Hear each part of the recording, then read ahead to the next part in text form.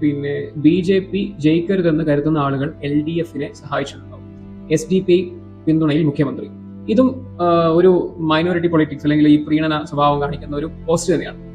LDF-ന് പുറത്തുള്ള ആരുടെയും പിന്തുണ തേടിയിട്ടില്ലെന്ന് വ്യക്തമാക്കിയ മുഖ്യമന്ത്രി BJP ജയിക്കരുതെന്ന് കരുതുന്ന ചില ആളുകൾ തങ്ങളെ സഹായിച്ചിട്ടുണ്ടാവും.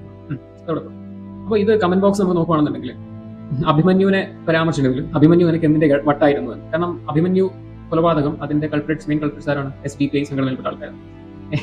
അപ്പോൾ കുറെ പേര് ഈ പിണറായി വിജയനെയും അതേപോലെ പറഞ്ഞ കമ്മ്യൂണിസ്റ്റ് പാർട്ടിയും കോൺഗ്രസ്സുകാരെയൊക്കെ പരിഹസിച്ചുകൊണ്ടാണ് ഇതിൽ കൂടുതലും കമന്റ് രേഖപ്പെടുത്തിയിട്ടുള്ളത്. ഇനി ഇതിൽ എന്റെ അഭിപ്രായം ഞാൻ പറയാം.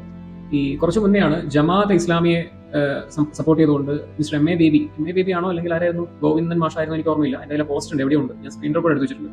അപ്പോൾ അതിൽ ഈ ജമാഅത്തെ ഇസ്ലാമിയെ സപ്പോർട്ട് ചെയ്യുന്ന പിന്നെ ഒരു ജനപ്രതിനിധിയെ ഞാൻ കണ്ടു. ഈ ജമാഅത്തെ ഇസ്ലാമി എന്താണെന്ന് നിങ്ങൾക്കറിയാലോ. ജമാഅത്തെ ഇസ്ലാമി ഒരു തീവ്ര ഇസ്ലാമിക സംഘടനയാണ്. അവർ ഇപ്പം ബംഗ്ലാദേശിലും പിന്നെ അങ്ങനെയുള്ള എവിടെയൊക്കെ കണ്ടിട്ടുണ്ട് നമ്മൾ, അല്ലേ? അവരുടെ പ്രവർത്തനങ്ങളൊക്കെ എന്താണെന്നും പ്രവർത്തന മികവുകളെ പറ്റിയും നിങ്ങൾ കണ്ടിട്ടുണ്ടോ ഇല്ലോ എനിക്കറിയില്ല, ബട്ട് ഞാൻ കണ്ടിട്ടുണ്ട്, അപ്പോൾ മനസ്സിലാക്കിയിട്ടുണ്ട്. അപ്പോൾ ഇത്തരത്തിൽ തീവ്ര മതവികാരം വെച്ച് നടക്കുന്ന ആൾക്കാരെ നമ്മൾ ഭയക്കുക തന്നെ വേണം. ബട്ട് ഇവിടുത്തെ ഈ വോട്ട് ബാങ്ക് പൊളിറ്റിക്സ്, അതാണ് ഞാൻ പറയുന്നത്. അതായത് 4 വോട്ടിന് വേണ്ടി ഈ പറഞ്ഞ ഏതൊരു സംഘടന, അത് ഇത്ര മോശം സംഘടനയാണെന്നുണ്ടെങ്കിലും അവരെ പ്രീതിപ്പെടുത്തുന്നു. അതാണ് ഇന്നത്തെ രാഷ്ട്രീയക്കാരുടെ മുഖം. ഇന്നിപ്പോൾ ഒരു ഐക്യമുണ്ട്. ഇപ്പോൾ ഏതൊരു രാഷ്ട്രീയ കക്ഷിയാണെങ്കിലും അവർക്ക് ഐക്യമുണ്ട്, എക്സെപ്റ്റ് BJP. അതെന്ന് വെച്ച് കഴിഞ്ഞാൽ എല്ലാവർക്കും BJP-യെ അടിച്ചൊതുക്കണം. കേരളത്തിൽ BJP വരണം അല്ലെങ്കിൽ BJP തല പൊക്കുമോ എന്നുള്ളൊരു സംശയം അവർക്ക് എല്ലാവർക്കും ഉണ്ട്.